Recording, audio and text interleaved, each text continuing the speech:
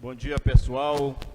Antes, gostaria de aproveitar para desejar muita saúde para todos vocês que estão nos acompanhando.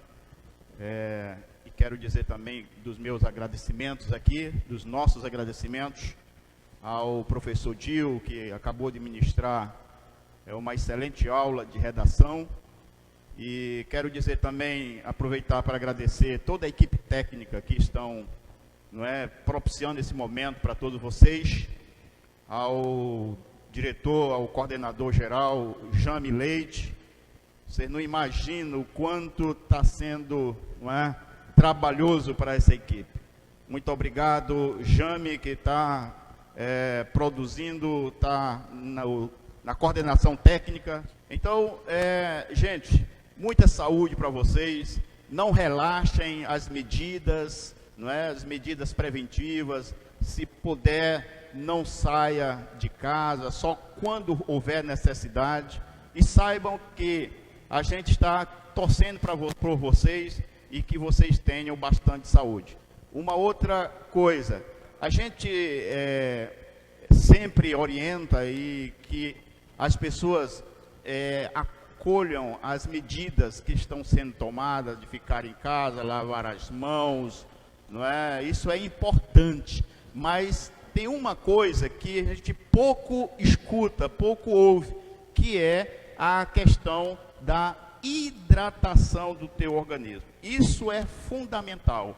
Vírus não é um ser vivo enquanto ele estiver, enquanto molécula, quando ele estiver fora da célula. Enquanto fora da célula, é uma simples molécula, que ele pode se tornar patogênico quando ele encontra uma célula hospedeira, e sobretudo quando ele consegue nos alcançar, nos contaminar. Aí você precisa, para combater, precisa se hidratar, tá certo? Então não esqueçam disso. Existe até uma recomendação médica de que para você se hidratar, você necessita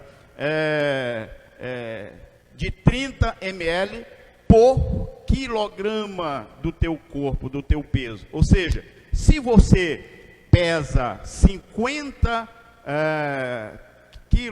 quilogramas, você necessita, em média, de 24 horas, de 1,5 litro de água. Então, consuma bastante água, que é uma das medidas preventivas para que você possa estar se tornando o teu corpo, o teu organismo imune a esta doença, a esta pandemia que está tanto assolando a humanidade. Gente, mas vamos ao que nos interessa. Vamos à nossa aula. Olha, para quem não sabe, eu sou o professor Duarte Leite e vamos trabalhar biologia. Não esquecendo de que são 2 professores de biologia, que vai tocar esse conteúdo programático até o final do ano. Sou eu, professor Duarte Leite, e o professor Ronaldo Viana. O professor Ronaldo Viana vai ficar com a biologia 1 e eu, aqui, professor Duarte Leite, com a biologia 2. Essa divisão, na verdade, há uma só biologia.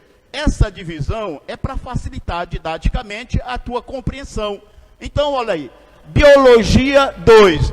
Nós vamos iniciar a biologia 2 falando sobre genética. Genética clássica. Ah, professor, não entendo. Por que genética clássica? Genética clássica porque ela se fundamenta nos trabalhos de Mendel.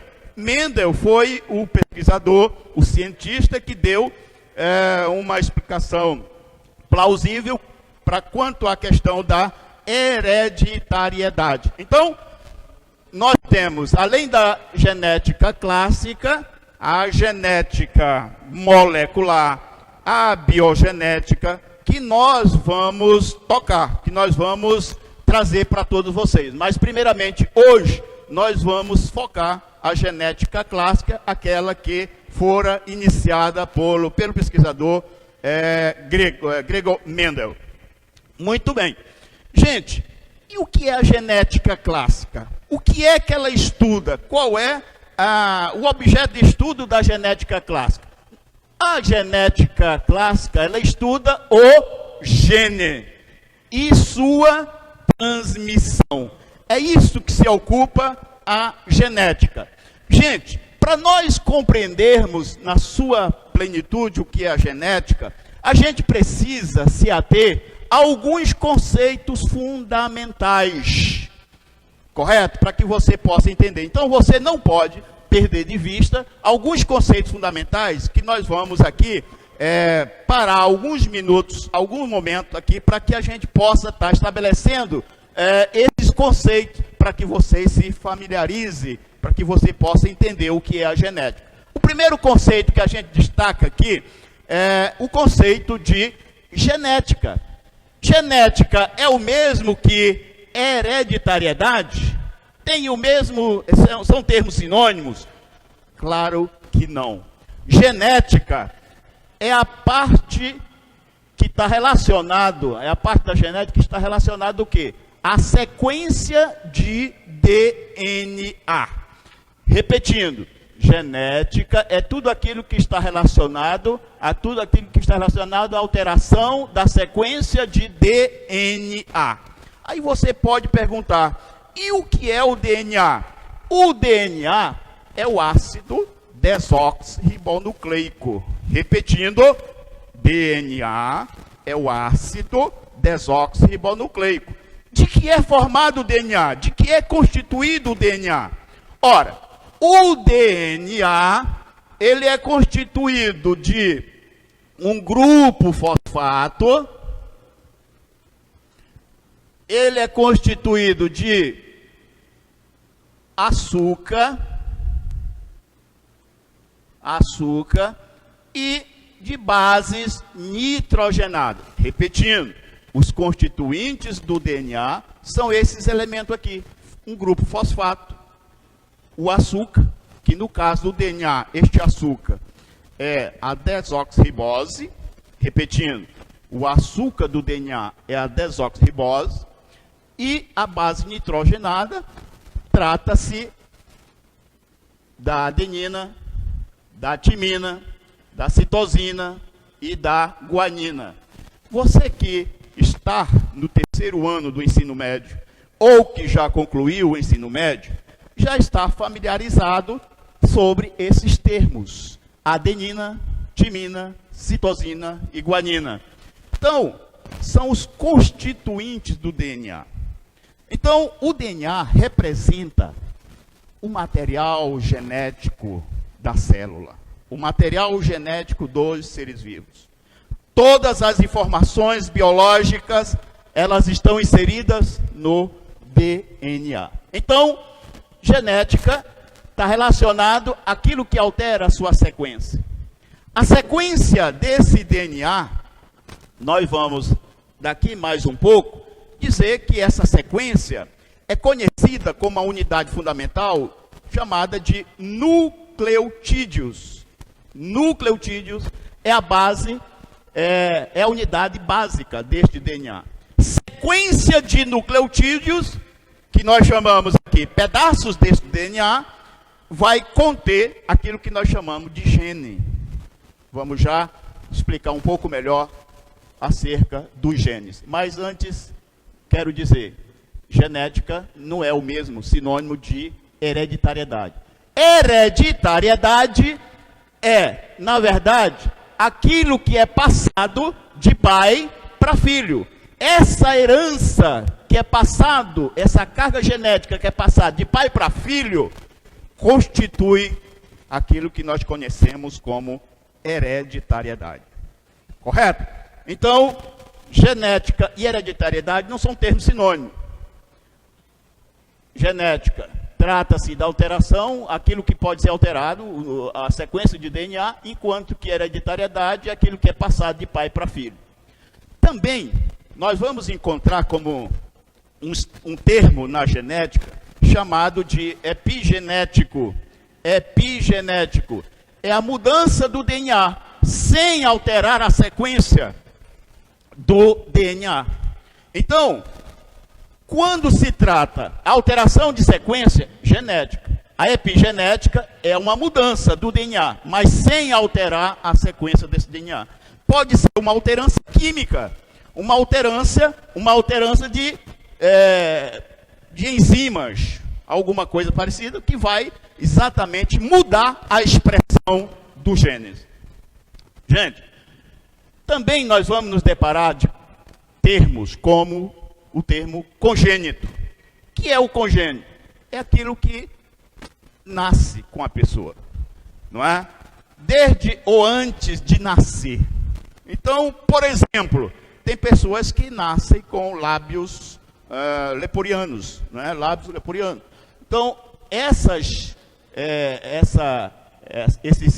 congênitos, não é? Esse termo congênito, ele pode ser de origem genética ou não, correto? Então, geralmente, nós nos deparamos diante desse conceito, que é importante que você saiba que o que é congênito é aquilo que, desde ou antes de nascer, a pessoa pode trazer certas anomalias. Doenças. Que vêm ser doenças? Na verdade, o conceito que a gente encontra na saúde, não é? Conceitua doença. Doença nada mais é do que mudança no estado da saúde de uma pessoa, que não é a mesma coisa de síndrome. Síndrome é doença? Não. Síndrome trata-se de sinais e sintomas. Observem, nós temos uma síndrome que é conhecida por todos nós, por muitos, chamada de síndrome de Down. A síndrome de Down não é doença. A síndrome de Down nada mais é de uma disfunção do cromossomo 21. Nós temos um cariótipo, o cariótipo humano tem 46 cromossomos. E eles estão organizados em pares. Par de número 1, 2, 3, 4 e assim por diante. O par de cromossomo número 21, quando ele sofre uma alteração estrutural, ele ocasiona o surgimento da síndrome de Down. Não é? Então, a síndrome de Down não é doença. A pessoa que ela é portadora desta síndrome, ela vive tranquilamente, normal, correto? E temos a síndrome conhecida como AIDS, não é? A AIDS, síndrome da imunodeficiência humana. Ou melhor, síndrome da imunodeficiência adquirida. Essa síndrome, ela não é de origem genética. O que eu quero dizer para vocês, que a síndrome, ela pode ter uma origem genética ou não. Estou te dando 2 exemplos. Uma que é de origem genética e aqui uma que não tem origem genética. Síndrome de Down tem origem genética, enquanto que a AIDS, que é uma síndrome causada pelo HIV, o HIV é o causador da AIDS, trata-se de uma baixa da resistência da imunidade do indivíduo. Então, as pessoas que são aidéticas, a AIDS não é doença, é uma síndrome. Então, o que pode ocorrer? As pessoas podem morrer, as pessoas dizem, morreu de AIDS. Não, ela morreu de uma doença oportunista, que com base na baixa da resistência do organismo da pessoa, que é a AIDS, a pessoa pode, não é, contrair uma doença, seja pneumonia, ou seja qualquer outra doença, que elas se aproveitam exatamente nessa debilitação da imunidade das pessoas. Genes. O que é o gene? Esse termo aparece constantemente, não é, na literatura e na genética. Olha, para você entender genética, você não pode abrir mão de saber o que é gene. Ora, gene, você pode utilizar este conceito. É pedaço de DNA com informação. Mas é tão somente isso? Não. O gene, ele representa qual é a unidade básica do DNA? São os nucleotídeos. Esse nucleotídeos, ele pode representar como pedaço de DNA, que contém as informações. Então, cada gene, ele vai estar expressando uma característica. E aqui nós temos um diagrama que representa um cromossomo azão, e um cromossomos aqui contendo um gene azínio. Olha aí, esses cromossomos, eles podem duplicar. E ao duplicar, observem que aqui nesse diagrama nós temos apenas um azão. Quando ele duplica, ele vai apresentar um azão e um outro azão. Não incorra no erro de, ao duplicar este cromossomos, você coloca azão e aqui azinho. Está errado. Quando ele duplica, automaticamente que a outra parte é a metade, é a cópia do próprio cromossomo. Então, quando ele duplica, ele fica azão, azão. Obviamente, quando o cromossomo azinho, ele duplica, fica azinho, azinho. Então, ele está aqui duplicado. Não esquecendo de que cada cromossomo tem um número correspondente de genes. Sabemos que na espécie humana, nós temos uma quantidade de genes inserido aqui nos cromossomos. E sabendo de que cada cromossomo apresenta uma molécula de DNA. Repetindo, cada cromossomo apresenta uma molécula de DNA. Agora observe aqui, ó. Ele aqui, cromossomo simples. Quando ele duplica, se aqui tem uma fita de DNA, aqui nós vamos encontrar duas. O azão e o outro lado, o azão. Então, nós temos o DNA duplicado. Isso acontece, gente, porque as células, elas se multiplicam. Enquanto ela está no período de interface, ela está numa condição uma condição simples, de cromatina. Quando esta célula, ela se multiplica, quando ela se prepara para se multiplicar, ela, obviamente, multiplica o seu material genético. E aqui nós temos o cromossomo duplicado, portanto, o cromossomo duplicado tem duas moléculas de DNA. Vocês observem que, através desse diagrama, logo em seguida vem aqui, cromossomos homólogos. O que são cromossomos homólogos? Eles são iguais? Claro que não. Cromossomos homólogos, homo quer dizer vem de igual, ou semelhantes, mas olha, cromossomos homólogos, eles não são iguais. Eles são o quê? Eles possuem a mesma morfologia, eles são parecidos, mas eles não são iguais. Os cromossomos homólogos são eles que permitem ocupar o quê? Os genes. E esses genes, eles estão inseridos naquilo que nós chamamos de local, ou seja, locus, que o plural de locus é los, vem, do grego los. Então, observe, onde que nós encontramos os genes? Nós encontramos nos cromossomos. Os cromossomos, eles estão sempre aos pares. Por que eles estão aos pares? Porque, obviamente, que as nossas células, quando se estuda o cariótipo humano, por exemplo, então nós temos quantos cromossomos? Nós temos 46. E eles estão aos pares. São pares de quando? 23 pares. É claro que quando nós estamos estudando o par de número 1, esse cromossomos, que estão aos pares, um vem da mãe e o outro vem do pai, ou seja, um do macho e o outro da fêmea. Então, eles estão aos pares por isso, porque nós herdamos esse material genético que vem do pai e vem da mãe. Então, eles são homólogos, eles apresentam a mesma morfologia, eles são parecidos, porém, não são iguais. Também nós encontramos esse termo aqui, genes alelos. O que são os genes alelos? Ora aqui, nós descrevemos nesse diagrama acima o azão e o azínio. O azínio é uma variedade do azão.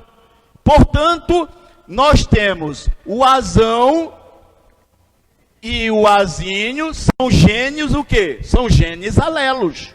Variações do mesmo genes. Então, alelos, esse termo alelos quer dizer variações do mesmo gene. Então, nós temos aqui azão, nós temos o azão, azínio, são variedades, né? São variações. Nós temos, quando estudamos os genes que causam o sistema ABO, né? O tipo de sangue que nós possuímos, o sangue O, o sangue B, o sangue AB, o sangue A. Então, este sangue, ele é constituído, ele é formado com base nas informações genéticas. Ele é constituído pelo I, não é? O gene I. Então, nós temos uma variedade aqui, Iazão, Ibzão, Izínio. Então, na polialelia, o gene é o I. No entanto, o Iazão, o Ibzão e o Izínio representam as variações. Portanto, eles são alelos. O Iazão, que ocasiona o sangue do tipo A, ele vem do I. O Ibzão, que ocasiona o sangue do tipo B, ele vem do I. Então, são o quê? São variações. Portanto, são genes alelos. Nós temos, na literatura, quando estudamos genética, dois termos importantes que vocês não podem abrir mão de conhecer, de saber, que esteja na ponta da língua de cada um de vocês. É o termo genótipo e fenótipo. Esses dois termos é de fundamental importância que vocês não percam de vista. O que é o genótipo? O genótipo é a própria constituição genética. Ora, como vocês podem perceber, desde o momento que nós falamos sobre os genes, que nós didaticamente atribuímos aos genes letras do nosso alfabeto. Letra A, B, C e assim por diante. Isso aí são convenções. Então nós temos aqui o genótipo, que representa a constituição genética. Ele é representado por letra azão. É o genótipo de uma determinada característica.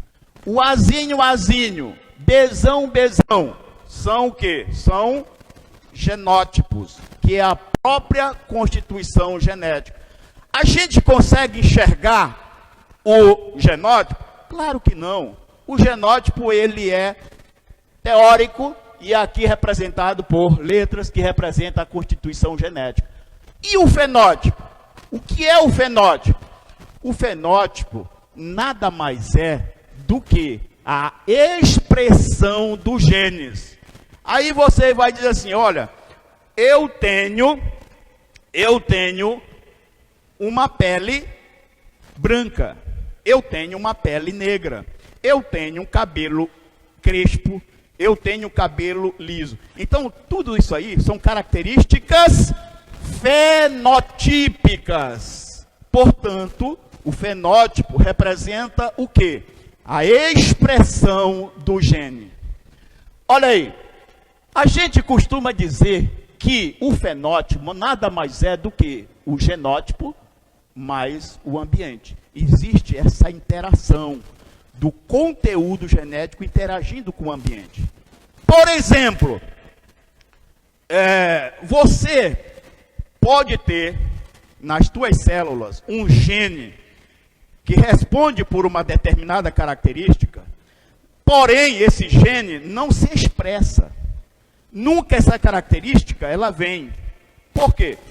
Porque pode ser que a questão ambiental esteja interagindo e não permitindo que essa característica se manifeste. Portanto, as características que nós possuímos, ela é uma expressão genética. combinada genótipo, meio ambiente. Nós encontramos, ao estudar a genética, um outro termo que é a plasticidade ou norma de reação. O que é isso? Eu vou te dizer dando um exemplo. Você sai da tua casa e vai lá para Outeiro tomar aquele banho de sol. Aí você, não é, tem uma pele branca e daqui a pouco essa pele está toda bronzeada. Este bronzeamento, essa mudança de características fenotípicas, está relacionado àquilo que nós chamamos de plasticidade ou norma de reação. Então, o bronzeamento, quando você toma aquele bronzeamento, mudou as tuas características fenotípicas, não é? Até um certo limite, não é? Características fenotípicas. Aí vem um outro exemplo, pelagem nos coelhos, não é? Pelagem nos coelhos. Nós temos aqui, ó, há determinados coelhos que o seu pelo muda. O seu pelo muda de acordo com a temperatura, não é? Então, essa mudança até um certo limite. Então, portanto, a plasticidade ou norma de reação vai ocorrer uma alteração nas características fenotípicas. Aí vem dois outros termos importantes para o teu conhecimento. Você não pode deixar daqui para frente de saber o que é um indivíduo homozigoto, o que é um indivíduo heterozigoto. O que é o homozigoto? Homo vem de igual, puro. Olha aí, puro. O indivíduo homozigoto, Mendel, na época, iniciou os seus trabalhos. Ele não utilizou a expressão homozigoto. Ele usou a expressão, o termo puro, correto? Mas puro é sinônimo de homozigoto. E o homozigoto, ele é representado por letras. Olha aí, letras iguais. Homozigoto é aqui representado por letras iguais. Azão, azão é um homozigoto. Azinho, azinho é um homozigoto. Bezão, bezão é um homozigoto. Então são letras iguais, é representado por letras iguais, o homozigoto. E o heterozigoto? O que venceu o heterozigoto? Na época dos trabalhos de Mendel, e aqui para nós, Mendel foi o grande cientista que deu o real sentido. E tudo que nós conhecemos hoje, das características que nós herdamos dos nossos pais, as características genéticas, nós devemos ao Mendel. Porque muitos tentaram, mas só Mendel conseguiu dar uma explicação plausível de como se dá a transmissão das características genéticas de pai para filhos. Então, Mendel foi o cara, né? Mendel. E Mendel utilizou, não é, um material biológico de fácil cultivo, de reprodução fácil, ciclo reprodutivo curto, né? Adotou uma metodologia adequada para os seus trabalhos. Então, Mendel, toda essa história da genética, ela perpassa pela pessoa de Gregor Mendel hoje. Quando Mendel fez os seus cruzamentos, que nós vamos já ver, conhecer os cruzamentos realizados por Mendel, ele não utilizou esse termo heterozigoto, e nem tampouco o termo homozigoto. Mendel utilizou o termo híbrido, não é? Quando se trata de mistura, não é? E aqui nós estabelecemos, não é, convencionalmente, que representado por letras do alfabeto, letra uma maiúscula e uma outra minúscula, que representa o indivíduo heterozigoto. Azão, azinho, bezão, bezinho. Então, essa é a representação dos indivíduos heterozigotos. O outro termo que a gente depara na genética é o termo dominante, característica dominante e a característica recessiva. Olha, o que vem ser a característica dominante, a característica recessiva? Olha aí, característica dominante, o caráter dominante, é a característica que se expressa tanto em homozigose quanto em heterozigose. Opa, apareceu aqui umas informações que você não pode perder de vista. Característica dominante, nós temos aqui, se expressa em homozigose, azão, ou se expressa em heterozigose, azinho. Então, essa é a forma que se apresenta o caráter dominante.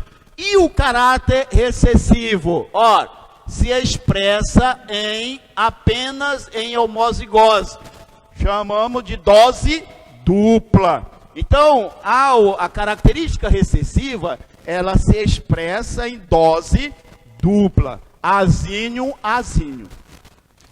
Ora, como foi que Mendel utilizou? De que forma ele trabalhou?